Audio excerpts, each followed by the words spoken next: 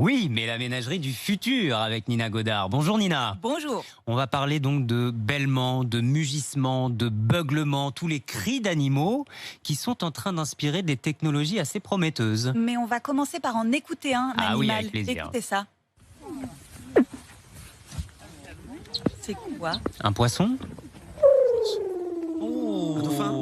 Oui, c'est un petit dauphin. C'est un animal marin, c'est un phoque. Un Il est phoque. endormi Pas si loin. et il rêve. Et c'est le bruit qu'il fait quand il rêve. C'est Oh, fascinant, magnifique. non? Magnifique. Eh ben, ça passionne des chercheurs écossais. Ça fait des années qu'ils étudient le rugissement du phoque gris. C'est un phoque qu'il y a aussi en France, sur nos côtes. Et ils ont réalisé que ce phoque, il pouvait imiter les humains, parler exactement comme nous, prononcer le même genre de son que nous. Ils utilisent leur larynx, ils peuvent utiliser leur larynx de la même façon que nous, les humains.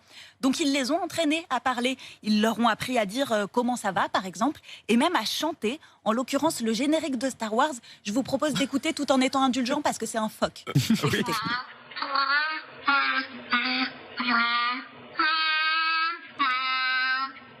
On reconnaît un peu, Mais non, le c'est générique de génial, Star Wars, c'est pas mal. génial. Bon, alors à quoi ça sert? Eh ben, ces travaux et plein d'autres sur les cris des animaux, ils servent à mieux comprendre comment imiter la voix humaine et par exemple pour améliorer celle des assistants vocaux. Et ça peut aussi, dites-moi, faciliter le travail des éleveurs de bétail, c'est-à-dire... Alors, cette fois, c'est des chercheurs anglais. Ils disent qu'en l'état actuel de la biologie, on est capable de déceler dans la voix des poulets, des vaches, des cochons, dans les sons qu'ils prononcent, s'ils sont stressés, s'ils sont malades ou s'ils ont mal quelque part. On peut repérer leur bien-être, en fait. Comme nous, finalement. Exactement. Quand ça fait mal, on dit aïe. Exactement. Et donc, eux, ces chercheurs, ils travaillent sur un logiciel d'écoute de ces animaux, un logiciel de surveillance, comment on dit, pour les oreilles, enfin, des sons, quoi. Auditif. Qui serait auditif, voilà, à installer directement dans les étables. Et ça servira à simplifier le travail de l'éleveur.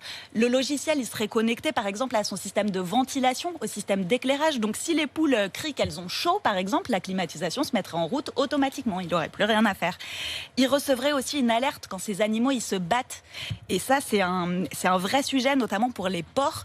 Les porcs, il y a un problème, ils ont tendance à se mordre la queue entre eux dans les élevages. C'est une activité comme une autre. Voilà, ça peut faire passer le temps, mais ça a un impact économique quand même, parce qu'une queue abîmée, ça empêche les porcs de grossir. Oui, c'est vrai. Embêtant pour les Non, mais éleveurs. vous avez tout à fait raison. Tout à fait raison.